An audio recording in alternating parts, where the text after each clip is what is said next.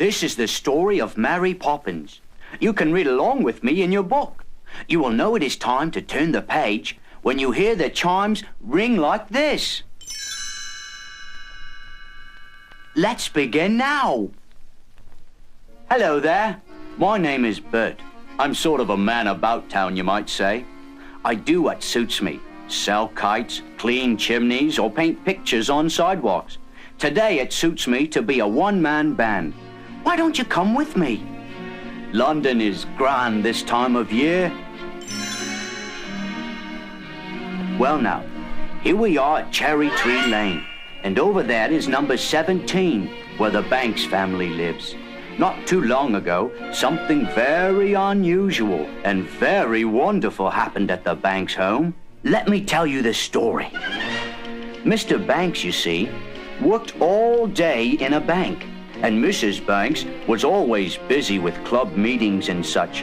So Jane and Michael, the Banks children, had to have a nanny, which is a person who looks after children. Jane and Michael had had several nannies, and on this particular day, the latest one had just left, informing Mr. and Mrs. Banks that they'd have to find someone else to look after their little monsters. Jane and Michael weren't really naughty. The nanny simply misunderstood. She thought the children had run away from her when all they'd done was follow their kite. Constable Jones tried to explain when he brought the children home, but the nanny wouldn't listen. Now Mr. and Mrs. Banks had to find still another nanny. The way to do that was to place an advertisement in the newspaper, calling for someone firm and sensible. Jane and Michael, of course, had their own idea about the kind of person who should be their nanny, and to help their father, they wrote an advertisement for him.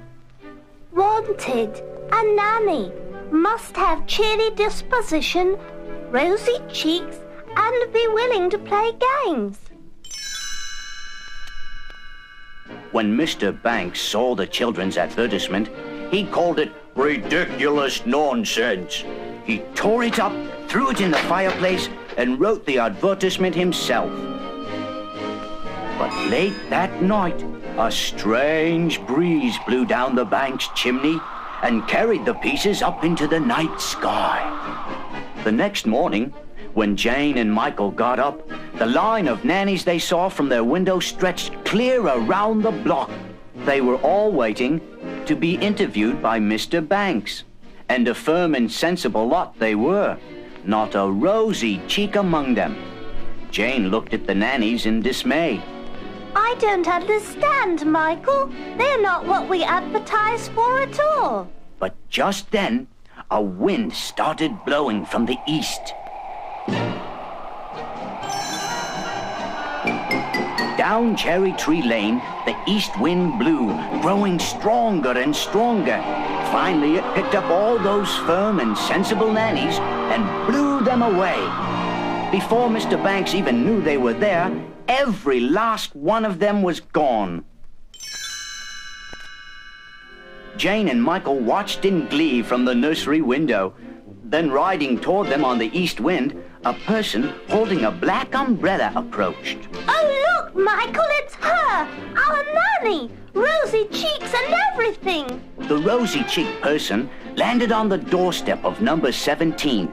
She promptly marched in and said, Mr. Banks, I am the new nanny. And before Mr. Banks even knew what had happened, she slid up the banister to the nursery. My name is Mary Poppins, she said, taking off her coat and hat. Come along, children. We'll begin with a game called Let's Tidy Up the Nursery. Jane didn't like the sound of that. Are you sure it's a game, Mary Poppins? That depends on your point of view.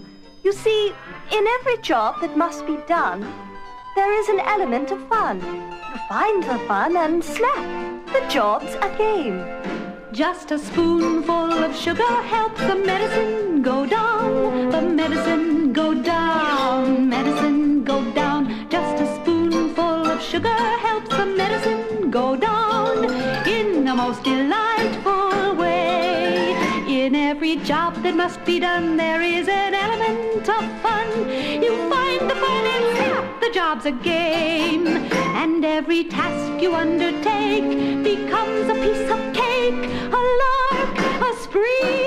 It's very clear to see that the Mary Poppins snapped her fingers, and sure enough, Let's Tidy Up the Nursery became a magical game. Toys put themselves away, beds made themselves, clothes hung themselves up, and soon the nursery was neat as a pin. The children were delighted. Mary Poppins, you're wonderful! Of course. And now you must get some sleep. Tomorrow we'll have an outing in the park. The next day, it suited me to be a sidewalk artist, and I was drawing pictures in chalk when I looked up and saw Mary Poppins and the children. You're lucky children indeed. When you're with Mary Poppins, magic just seems to happen. How about a bit of magic right now, Mary Poppins? No one's looking. Well, if we must, we must. Now line up and jump. Suddenly, we found ourselves inside one of my sidewalk pictures at a county fair. All four of us took a ride on a carousel. And then Mary Poppins rode her horse right off the carousel, and ours followed. We joined a fox hunt and entered a horse race. Oh, we had a jolly time. That evening, when Mary Poppins tucked the children in, Jane had a request. Oh, Mary Poppins, we had the most wonderful day. Promise you'll never leave us. That's a pie crust promise. Easily made, easily broken. I shall stay until the wind changes. Now, go to sleep. Tomorrow you are going on an outing with your father to the bank where he works. Jane and Michael were surprised. Really? Father has never taken us anywhere before.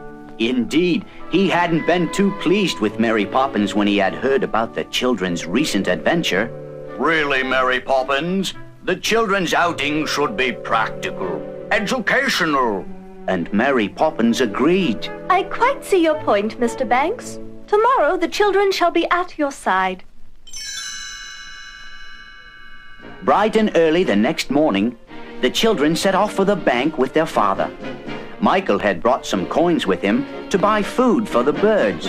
But Mr. Banks wouldn't hear of that. You must put your money in the bank where it will earn interest. Give it to me. All of a sudden, the outing with their father lost all its promise of fun, and Jane and Michael let go of his hands. They ran off and got themselves lost. It was a good thing they ran into me. That day, it suited me to be a chimney sweep, and the children were happy to see me, but they were still upset. Oh, Bert, Father tried to take Michael's money. He doesn't like us at all. I put a stop to that kind of talk. Your father loves you very much. It's him I feel sorry for. There he is all day in that cold, heartless bank, and nothing to keep him company but money. That made them think twice. Jane and Michael decided to apologize. Come along, then, I said. It's my day to clean your chimney. I'll take you home. But before I could even get started on their chimney, Mary Poppins had a surprise for us. In a twinkling, she whisked us all up the chimney and out onto the rooftop. We gazed out over the rooftops of London.